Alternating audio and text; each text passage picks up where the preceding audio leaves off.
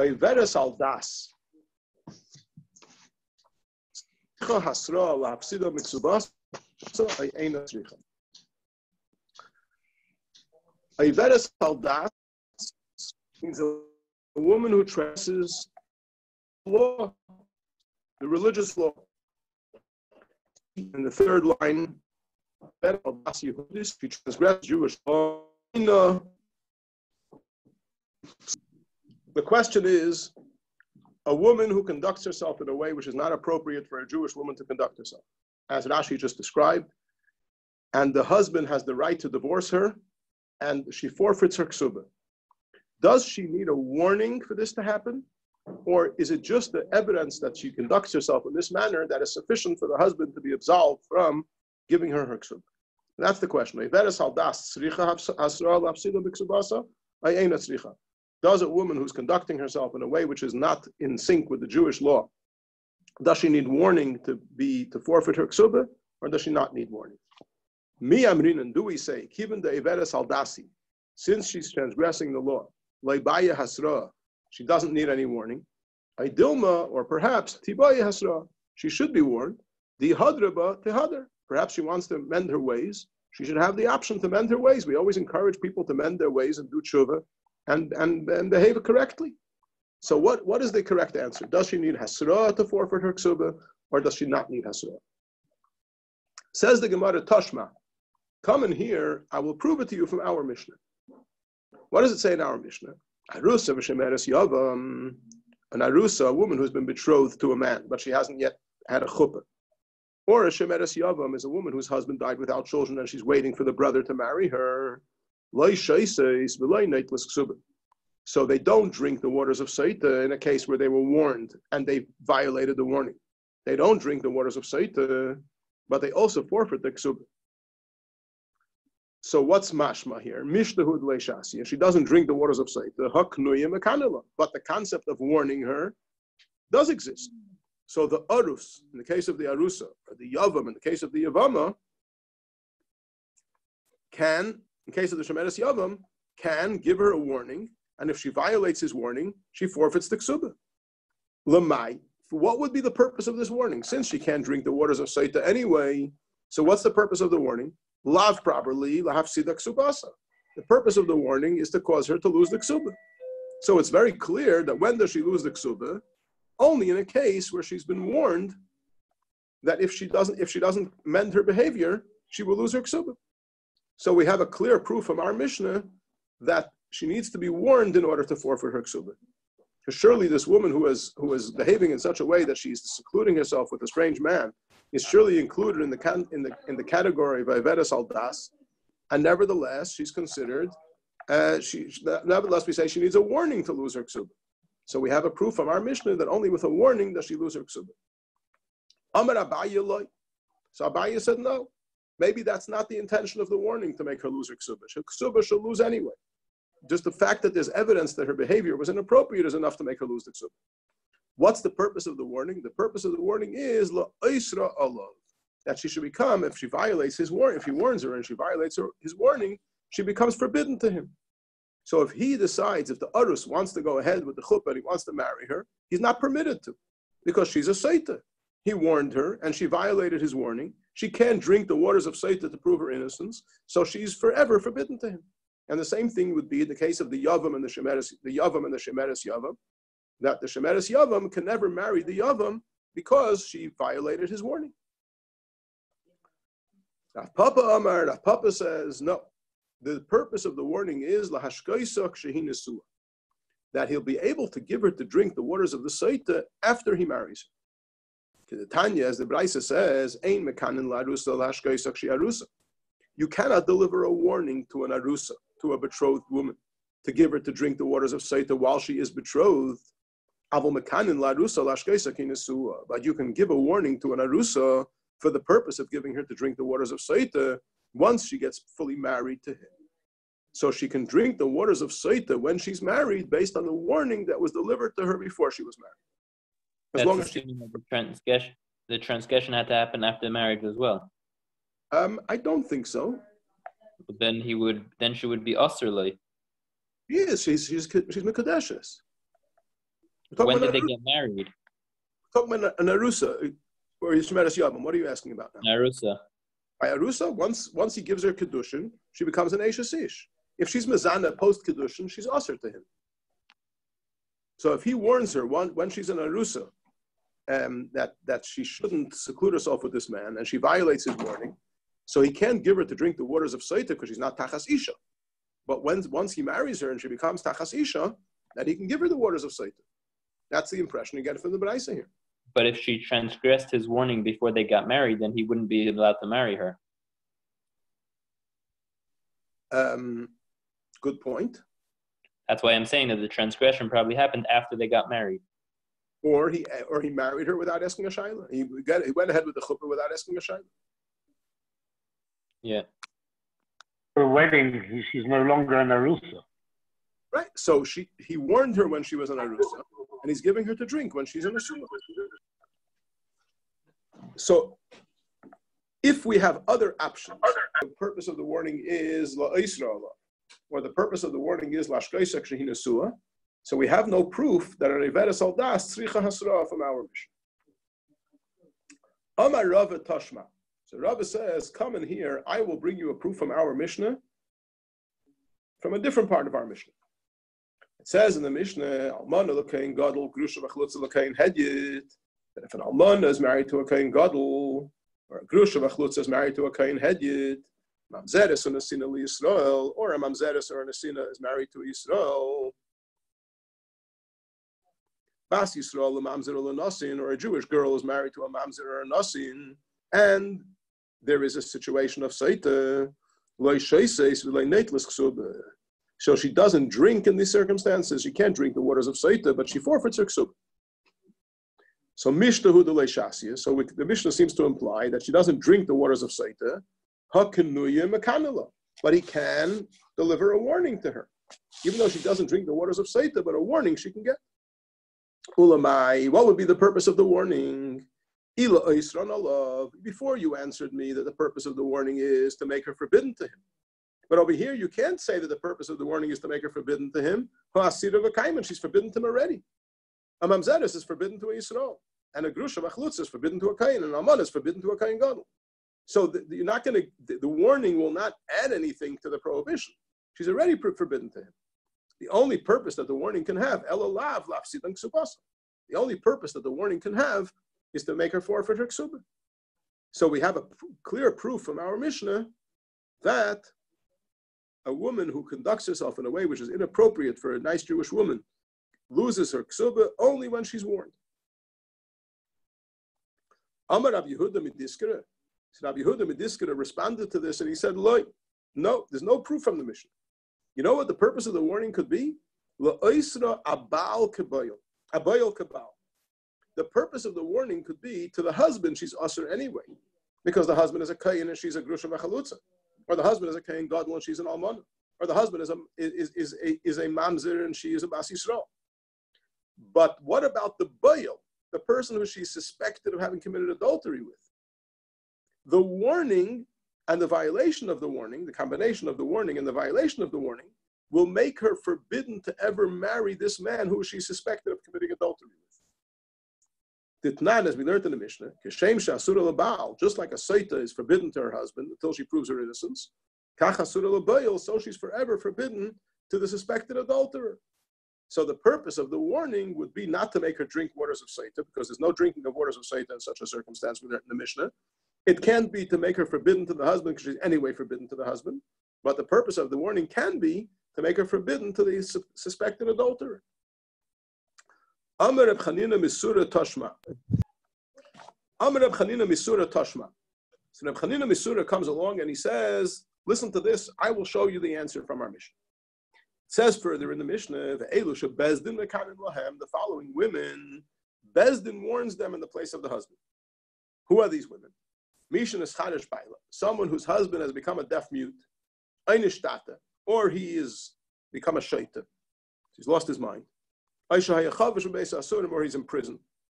In all these three cases, Bezdin stands in the place of the husband, and if Bezdin is brought to Bezdin's attention that the woman is misbehaving, Bezdin delivers a warning.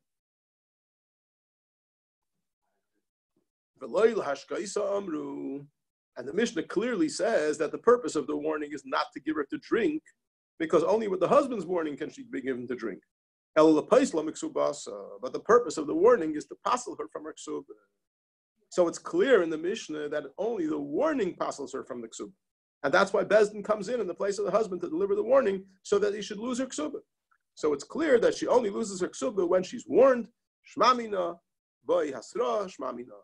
So the proof is that there's a proof from here that she does need a warning to lose her ksubah, and this warning is, this proof is accepted. It's fine.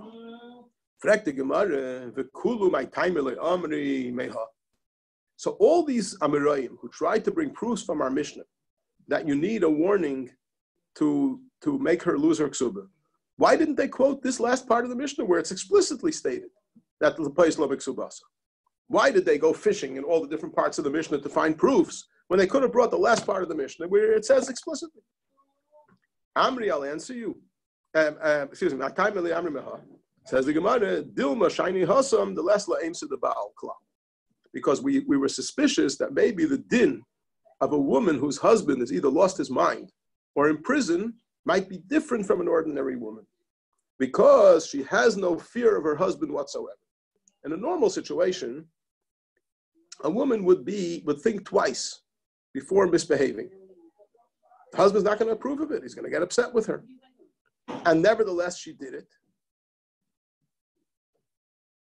But in the case where, and nevertheless she did it, so maybe in such a case, she loses her ksubah without a warning. But in the case where Leslie aims at the Baal klal, either because the husband has lost his mind, in the case where he became a deaf mute, or he became a shaita, or the husband is not around because he's in prison. So maybe in a circumstance like that, she might be a little bit more lenient with herself. And maybe in a case like that, she needs a warning. So therefore, the Gemara did not rush to bring a proof from this last case in the Mishnah, because there was a thought that perhaps this would be different from an ordinary case. L'maskana, we did use it as a proof because we had no other proof, and we're assuming that it's no different from a regular case. Iboyilu. Gemara asks another shaila. We spoke about before an Ivera Saldas, if she loses her ksubah, doesn't lose her ksubah. Now the Gemara is asking another question. What happens if she's an Ivera Saldas? She behaves in a way which is not appropriate for a Jewish woman, and the husband says, I don't want to divorce her. I'm entitled to divorce her, and she loses her ksubah, but I don't want to divorce her. Does the husband have the option not to divorce her? Can he keep her as a wife, or can he not keep her as a wife? Mi amrin, and do we say the Baal tolam achmana? The Torah depends on the husband's kpeda, on how much the husband is concerned about this, how much it bothers him. V'haloi kapid, and he obviously doesn't bother him. Therefore, there's no obligation for him to divorce her. Idilma eine mekayma. Idilma kivin the kapid. Or do we say that since normally in such circumstances the husband would object to this, so therefore he has to divorce her? Tashma, come in here, I will answer your question. It says in the Mishnah, the following women, Bezdin delivers the warning in the place of the husband. First case is Mishnah Scharish Bailaf. The husband became a cherish, he became a deaf mute. Eine Shtator became a shaita. Aisha hayachavish beis asurim, where he was in prison. So what happens then? Then Bezdin comes in and delivers a warning in the place of the husband. The amrit ratza bala kaima makaima. If you want to say that the husband has the option to say that even though she's behaving in this way, I don't want to divorce her. So Avdi Bezdin Midi the Dilma Nichale Labal, would Bezdin come in and do something which the husband might not be happy with? Bezdin is only trying to help the husband, right? So if we say that the husband has to divorce her, so Bezdin comes in and they give her a warning, and in that way they're trying to save the marriage. But if you say that the husband has an option not to divorce her, and by Bezdin coming in and warning her, and then she violates Bezdin's warning, she becomes forbidden to him. So if the husband has the option of saying, I want to keep her, then how can Bezdin come in and do something that the husband won't be pleased with? Sorry, did I understand? I thought it was the other way. If she has done something indecent and he has no option of taking her, that's when Beis Din is doing something wrong. Because by them doing the kinui, then he will have to divorce his wife. Right. So if he has an option not to divorce her, and Beis Din is doing something that he doesn't appreciate, then why would it doesn't matter, because he still will have an option of saying, I don't mind. No, once there's a kinui and she violates the kinui, then l'cha'ira she becomes awesome. And for the Gemara, stama de milsa kiven de veras aldasi menach neichele. We assume that since she's behaving in this way, and under normal circumstances, a husband would not approve of his wife behaving this way. So we assume that the husband is in favor of this being sorted out, and therefore Beis Din comes in and makes the kinui. But it's not because the husband doesn't have the option to do it any other way. We just can assume that that 99% of the cases, this is the way the husband would feel, and therefore that's enough for Beis Din to act on that assumption. Zakti Gemara, Ibayalu. Talmidei Yeshiva asked a shayla. Baal shemachal al kinuyav machal ayene machal. What if after the warning was delivered, the husband says, you know what, I retract the warning. I retract the warning. Does he have the power to do that? Or is once the warning is given, it's end of story. Mi amrina bikini the Baal toler Rachmana. Do we say the Torah made it over here dependent on the warning of the husband? And the husband has retracted his warning. Dilmar, should we say, keeping the kanile meikara, once he's delivered the warning, the Torah did not give him the jurisdiction to retract that warning. Tashma, come in here, I'll answer you from our Mishnah. It says in the Mishnah, the following women are warned by Beis Din in the place of the husband. Mishnah is charish ba'ila, if the husband became a cheresh, became a shaita, or he was in prison. If you say that the husband is meichel on his kinui, if he retracts his warning, the kinui is machul. So would Beis Din do something that when the husband comes out of prison or when the husband recovers from his mental illness, he's going to come along and nullify Beis Din's warning? Would Beis Din do such a thing? Would Beis Din put themselves in such a situation that they could deliver a warning and the husband comes and retracts it or nullifies it? And for the Gemara, Stama the Milsa, Adam asking al das Beis Din. It's possible that if he wanted to retract it, he could retract it. But we're assuming that a person generally accepts the jurisdiction of Beis Din, and if Beis Din thought it was a wise thing to warn her and make her forbidden to him, the husband would go along with it. Tashma, come, I'll bring you a raya. I'll answer your question. You wanted to know if the husband has the power to retract his warning or not. I'll bring you a proof. It says in the Mishnah about way back in the beginning of the Masechta, that when he takes the husband, brings his wife to Yerushalayim, they come to the Beis Din. The Mishnah said that first they come to the Beis Din, the local Beis Din, and the local Beis Din sends two Talmidei Chachamim along with them to Yerushalayim. Yeah, so they send two Talmidei Chachamim to accompany them on their journey to Yerushalayim. Lest the husband lives with her on the way, and if the husband lives with her on the way, then the Meisayta, the waters of Saita, will be ineffective. So to prevent that from happening, we send two Talmidei Chachamim with them. If you say that the husband has the option to retract the warning, so what? Why do we have to send two Talmidei Chachamim with them that he shouldn't live with her on the way? If he wants to live with her on the way, there's a simple solution. He should retract the warning, and then she becomes retroactively, she ceases to be a Saita, and he can live with her.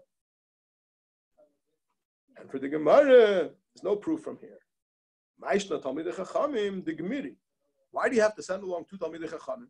If the whole purpose of sending along two people is to make sure that he doesn't live with her, you can send along two ordinary people. The reason you send along Talmidei Chachamim who know how to learn is the boy lemivol. So in case he wants to live with her, Amrile, they could advise him. Retract your warning and you can live with her. So that's the purpose of the Talmidei Chachamim. Talmidei Chachamim are not to prevent him from living with her. Talmidei Chachamim are there to advise him that if he wants to live with her, they'll tell him how to do it in a way that is permissible. So you can't really prove from that Mishnah that you cannot retract the warning. Perhaps you can retract the warning, and the purpose of the Talmidei Chachamim is to advise him what to do. Toshma, come and see. I'll bring you another answer to your question whether or not he can retract the warning. The Amar Rabbi Yashia, it says in the Braisa, Rabbi Yashia said, Shleisha Dvarim Sachli Zeira Me'anshe Yerushalayim. 3 halachas, 3 things Zeira from the people of Yerushalayim told me. First thing he told me is Baal Shamachal al Kinuyev Machal. That if a husband retracts the warning is retracted. Mezakin Mamri Shiratzu Bezdin Limchalei Meichlanlei. Zakin Mamre is one of the members of the Sanhedrin that makes a mutiny against the Sanhedrin. He paskins differently from the majority, and he tells people to listen to his psak din. So he's called the Zakin Mamre, and the din is that he gets capital punishment for that, because he's causing havoc in the whole judicial system of the Torah. So the din that Ze'irim Anshi Yerushalayim said that if Bezdin wants to be Meichel, if the rest of the Sanhedrin, knowing that he's a Zakin Mamre, knowing what he did, but if Sanhedrin says, you know what, we can handle it, we don't mind, we're not worried about our authority, we'll be okay, and we want to be Meichel him and let him live, so they have the power to do that.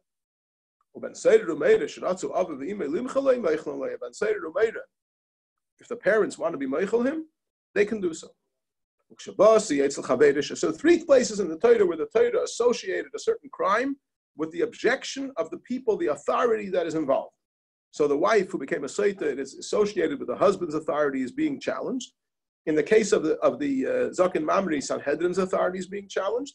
And in the case of the Ben Seder Rameda, the parents' authority is being challenged.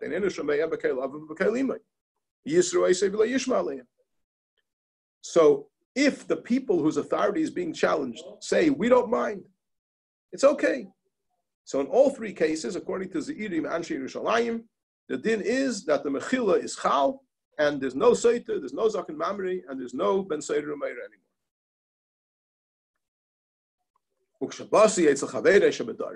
When I came, says Rebbe Ashia, to my colleagues in the south, Al Shnayim Haiduli, 2 of these dinim that I testified, they accepted. But by Zakin Mamri they objected. That it shouldn't increase machlekes by Yidden. There has to be a system of achirabim lahatos. It has to be fully enforced, and therefore the Torah says that the Zakin Mamri who tells people to listen to his psak against the Bezdin must be killed, and Bezdin does not have the right to be meichel him. But the other 2, they accepted. Shmamina. So from here we have a proof. Baal Shamachal al Kinuyev Machal. That if the husband retracts his warning, the warning is retracted. Shmamina, this is accepted as final. When the Mishnah says Anshe Dorim, he went back to the Dorim. Which area is this? Which place? Beersheba? I don't know. Okay, it's not known. Because I've always heard the Maravo Oimrim. Yeah, but it's the first time I remember Dorim. Basically. In this halacha of Baal Shamachal al Kinuya, we have a machlekes of Rav Acha and Ravina. One of them says this din that the Baal, the husband, can retract his warning is only before she violates the warning. But once she violates the warning, the husband does not have the power to retract it anymore. And the other one says that even after she violates the warning and secludes herself with this man that he told her not to seclude herself with, he can also retract the warning, and she ceases to be a Sotah retroactive. And it makes sense, like the opinion that says that after she's violated the warning, he can no longer retract it. From where do we know this? Because if you remember in the Mishnah, there was a conversation going on between Rabbanan and Rabbi Yasi. Rabbi Yasi says, Rabbi Yasi says it's not necessary to send Talmidei Chachamim to accompany them to Yerushalayim. Why? We trust the husband, and we have a Kal V'chemer to do so. If a nida, which a nida is a prohibition of karis, we trust the husband. When a woman becomes a nida, we don't send guards to the house to make sure the husband doesn't live with her. We assume that they can be trusted, and that's an iser karis, very severe prohibition. Sotah she belav lekolshkein. So Sotah, which is only a lav, it's only a mitzvah leisus. Shouldn't we surely trust him? Amru loy, so the Chachamim answered him, loy, no. You know why by nida we trust the husband? Because saf kol saf, she's going to become ois nida, and therefore the husband will be able to live with her again. So therefore we can assume he can control himself until then. But you can't compare that to Sotah, who might never become permitted to him. Because if she drinks the waters, if she's found guilty, she'll never be permitted to him. And if you say that even after she has violated his warning, he can still retract it and make her retroactively no longer be a Soita, so then you can't say by Soita there's no way of making her permissible. There is a way of making her permissible. He always has the option of retracting his warning, and then he's allowed to live with her. So surely you should trust him, and until he retracts his warning, he's not going to live with her. So this is a proof that once she violates his warning, he does not have the power to retract his warning anymore. This is a final proof. So it seems the halacha is that he can retract the warning as long as she hasn't violated it. But once she violates the warning, he no longer has the option of retracting the warning. It said in the Mishnah, Meisu baleim achale shasu beishamai chulu. What happens if the husband died before she drank the waters of Soita? So the question is, does she forfeit her ksuba, or does she not forfeit her ksuba? Do we say she's innocent until proven guilty, or guilty until proven innocent? So we had a machlekes beishamai and beisilo. Says the Gemara, what is behind this machlekes? What is the reason? The reasoning of Beishamai, who says that she loses her ksuba. What is the reason of Beishamai who says that she doesn't lose her ksuba? And what is the reasoning of Beis Hillel who says she does lose her ksuba? Says the Gemara, the machlekes is a very simple machlekes. We have a klal. Right? The burden of evidence is upon the person who wants to extract money from somebody else. So the question is, who here is extracting the money from whom? The woman has the ksuba. The husband, and now his heirs, have the cash. Question is a shtar ha'omed li gavei, a shtar which is meant to be used to collect something on that shtar? Is it considered like cash? Is it considered like it's already been collected? So the woman who's holding the ksuba, she's the muhsik, she's the one who's holding on to it. And in order to take it away from her, we have to prove her guilty. Or do we say, as long as the husband and his heirs have the cash, the fact that she has the shtar doesn't make her a muhsik. And therefore, it's she who has to prove her innocence. And since she has no way of proving her innocence now, because she can't drink anymore, so she's going to forfeit her ksuba. So this the Gemara says. The machlekes is Beishamai Sabri. Beishamai holds shtar ha'omed ligbeis kegavi dam. A shtar which is meant to be used for collection is considered like it's already been collected. So the ksuba is as good as cash. Beis Hillel Sabri and Beis Hillel disagrees, and they hold shtar ha'omed ligbeis lav kegavi dam. And a shtar is not considered like already been collected. The shtar is evidence for the purpose of collection, but it's not like it's already been collected. And since in this case we're not sure if the shtar is valid, because if she's a Soita, if she's guilty, she loses her ksuba, and she can't prove her innocence. So therefore, according to Beis Hillel, she cannot collect the ksuba because the husband is the muhzik, and she's the one. The burden of evidence is upon her to prove her innocence.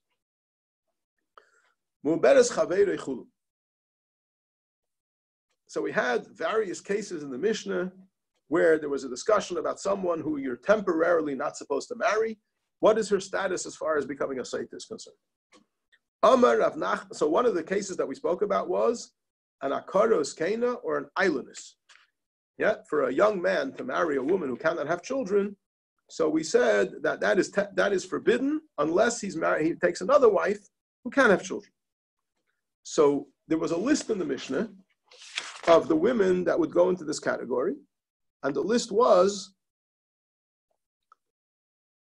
ailonis, uskena. An ailonis is a woman who b'chal doesn't have the features of a woman who can have children. A skena is a woman who's too old to have children. And a woman who's not suitable to have children. So the Gemara says, machlekes ba'akara skena. The machlekes can only apply by an akara, a woman who can't have children, or a skena, a woman who's too old to have children. But if she is an ailonis, she's b'chlal, doesn't have the features of a healthy woman. And everybody agrees that she doesn't drink the waters of Soita, and she loses her ksuba. Nobody would suggest that an ailonis can drink the waters of Soita. Shenemar, as it says in the pasuk, "V'niksav v'nizra zara." Misha darka lahazriya. It says in the pasuk, "V'niksav v'nizra zara." She'll be found guilty. She'll be found innocent. And she will conceive. Misha darka lahazriya. Someone who is capable, who the whole concept of conceiving applies to her. Yatzazu shein darka lazriya, but an island is b'chlal not shayach to conceive. She never was shayach to conceive, and she never will be shayach to conceive. So therefore, the whole din of Sota doesn't apply. The whole din of drinking waters of Sota definitely doesn't apply to her, according to all opinions. Meisvei, come, I will contradict you. I'll bring you a contradiction.